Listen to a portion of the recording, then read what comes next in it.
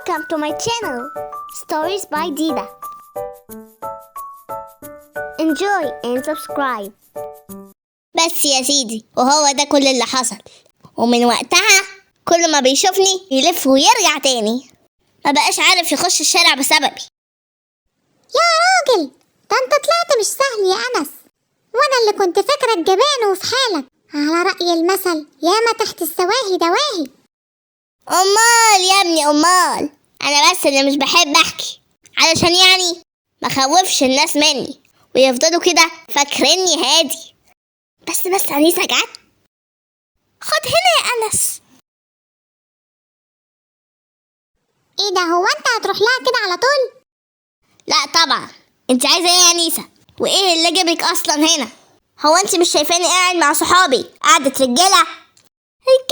رجاله ايه؟ ده انتوا لسه قلعين البامبرز من اسبوع.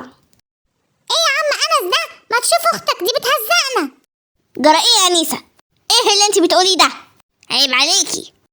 هو ده اللي انت ربنا قدرك عليه بعد كل اللي انت حكيته لنا ده؟ مش قادر تسكت اختك؟ ما تكبرش بقى الموضوع يا حمزة. مش مسألة مش قادر، بس دي مسألة مبدأ. مهما كانت قوتك ما ينفعش تمد ايدك على واحدة ست، دي بتقلل من رجولتك قوي. لا والله، ده يعني على اساس انك اصلا تقدر تعمل كده؟ انا صابرة بالعافية يا أنس، وصبري قرب ينفد. تعالى هنا والا هجيب ملاية السرير. انت عارف انا اقصد ايه؟ خلاص جاي. ابو شكلك يا شيخة. عايزة ايه؟ اديني جيت اهو. حاجة ايه هي الحاجة الواو اللي ما تستناش ثانية واحدة اللي مخليكي تقتحمي من قعدة الرجالة بتاعتنا؟ يا أنس بطل تستفز فيا. قعدة رجالة ايه؟ دي ماما كل اسبوع تغير ملاية سريرك مرتين تلاتة على الاقل. انا بس اللي مرضتش افتحك واطلع اسرارك بره البيت. غيري بقى الموضوع ده. انا معرفش انت ازاي مصدقه اني بعملها على نفسي لحد دلوقتي. يا بنتي انا ببقى حاطط ازازه ميه جنبي فبتسرب وبتوقع على السرير ميه. طب هو الميه ليها ريحه؟ احنا اخدنا في المدرسه ان الميه ملهاش ولا لون ولا ريحه ولا طعم. منين بقى جت الريحه دي؟ وبعدين لو دي ريحه الميه ما كانش اصلا حد هيشرب، ده احنا نموت من العطش احسن. خلاص يخرب بيت لسانك، مش هخلص معاكي. عاوزه ايه؟ ارغي. انا ملاحظه كده حاجه غريبه، اصحابك كتروا جدا مره واحده كده بعد ما كانش فيه اصلا اي حد بيعبرك. يا ترى ايه السبب الفظيع ده؟ انتي غيرانه بقى وعامله كل ده عشان متغاظه اني عندي اصحاب وانتي لا. مين قالك اني ما عنديش اصحاب؟ امال تيلا وهبه ورنا والاء. خلاص كل بنات المدرسه اصحابك. ارتحتي يا ستي؟ ايوه انا عندي اصحاب كتير، انما انت اللي الموضوع غريب جدا. يا ترى ايه السبب؟ حب الناس يا بنتي. هو انا يعني اسال الناس بتحبوني ليه؟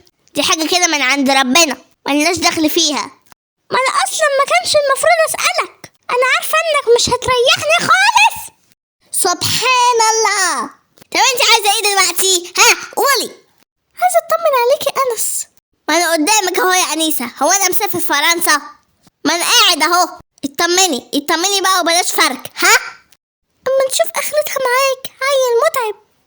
سلام يا أنيسة، اصحابك الكتير بينادوا عليكي، روحي شوفيهم بقى. مالك يا أنيسة؟ سرحانة طول اليوم كأنك مش معانا خالص. قلقانة على أنس يا رنا، حاسة في حاجة غلط بتحصل. أنس ما كانش عنده أصحاب، فجأة كده لقيت ولاد المدرسة كلهم بقوا أصحابه. أنا مش فاهمة إيه اللي بيحصل. طيب بصي، أنا هسألك أحمد أخويا لما بيقعدوا مع بعض بيقول لهم إيه يخليهم يصاحبوه ويحبوه كده. ماشي، دي فكرة حلوة جدا، هستناكي تطمنيني. ماشي، أنا هقعد مع أحمد وأقرره واستني مني تليفون على آخر اليوم، أو لو عرفت أجيلك هجيلك. يا ريت تجيلي، ده هيبقى أحسن بكتير. دي أكيد رنا، يا رب تكون جابت الأخبار. ازيك يا أنيسة؟ الحمد لله يا رنا. إيه، عرفتي حاجة؟ أيوة، عرفت السر اللي ورا حب الناس لأنس. طب تعالي نقعد واحكيلي. إيه هو بقى؟ قوليلي. بيحكي للولاد حكايات غريبة جدا، تبقى بالنسبة لهم سوبر هيرو. بيحكي لهم إيه طيب؟ يعني حاجات زي ايه مثلا؟ قوليلي يا أنيسة، هو انتوا بيتكوا اتحرق قبل كده؟ لا ما حصلش، بعد الشر يا شيخ. اصل هو بيقول ان بيتكوا اتحرق وانه شالك انتي وفدوى ومامتك وخرج بيكوا وسط النار وما حصلهوش اي حاجة. ايه شلنا كلنا؟ ده بيشيل شنطة المدرسة بالعافية. وكمان قال ان كان في عربية هتخبطك وهو وقفها بايده. نعم، ده ايه الهبل ده؟ والولاد ازاي مصدقين العبط ده؟ لا يا أنيسة، ما هم بصراحة مش مصدقين. هو في كام واحد مصدقين والباقي لا. تقصدي ايه؟ بصي يا أنيسة، انا عايزاكي تمسكي نفسك كويس، لان اللي هقولهولك ده مش هيعجبك خالص. ايه يا رنا، ما تقلقنيش. هما بصراحة مصاحبينه عشان يتريقوا عليه، بيسليهم يعني وكده، وهما بيعملوا نفسهم مصدقينه علشان يفضل مكمل في الفشر بتاعه ده. طب هو يعني ايه مصلحتهم؟ بيستفادوا منه ايه يعني؟ بيضحكوا عليه. بس المشكلة الأكبر بقى إن هما بيجهزوا له في مصيبة. ايه مصيبة ايه يا رنا؟ هما عايزين يعملوا ايه في أخويا؟ معرفش، هو ده بس اللي عرفته من أحمد، مرضيش يقولي حاجة تاني. أنا بقى مروحة البيت. سلام. شكرا يا رنا. ايه ده؟ مالها دي كمان واقفة كده ليه؟ انت كويس يا أنس؟ ايوه يا بنتي كويس وزي الفل. طيب مش حاسس انك عايز تقولي حاجة؟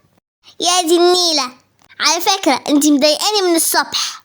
خلاص يا أنس ما تتضايقش. على العموم لو احتجت اي حاجة او حابب تتكلم في اي حاجة، انا اختك وموجودة عشانك دايما. ماشي يا أنيسة، سلام بقى. هو انت خارج؟ ايوه سيبيني بقى علشان ما تأخرش على اصحابي. مش لما يكونوا اصحابك بجد؟ ربنا يسترها. بقولك ايه يا أنس، هو انت عمرك فكرت تغني قبل كده؟ اغني؟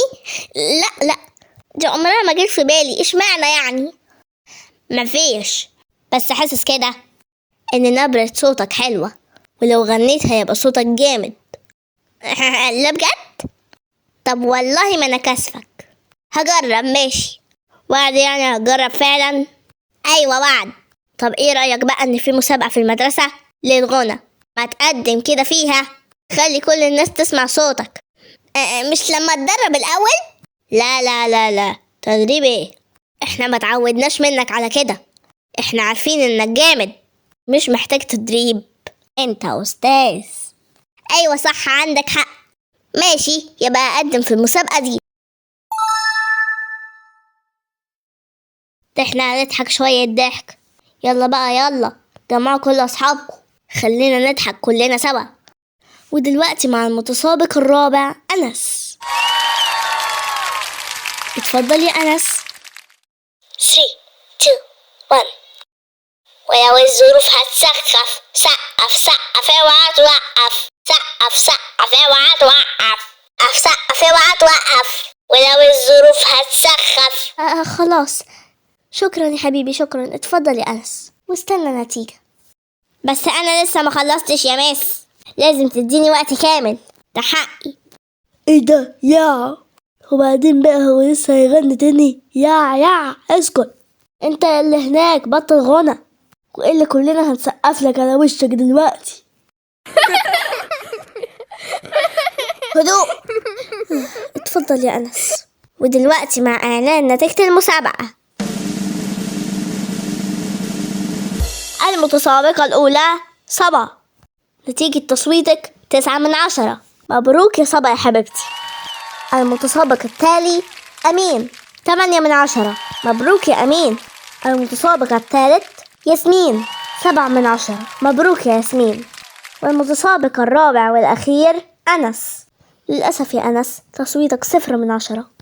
حظ أفضل المرة الجاية إن شاء الله يا أنس. مرة جاية ايه بس يا مس؟ ان شاء الله ما فيش مرة جاية. انت يا أنس ابعد غني تاني، انا ترشيت بسببك. هو في حد صوته كده؟ بس يا عدو النجاح، انت اصلا غيور، انتوا كلكوا اعداء النجاح. هو انت لسه شفت حاجة مننا يا أنس؟ ده احنا لسه هنوريك التنمر على اصوله. الموقف اللي حصل ده ما يجيش حاجة في اللي جاي. هتشوف يا أنس هنعمل فيك إيه.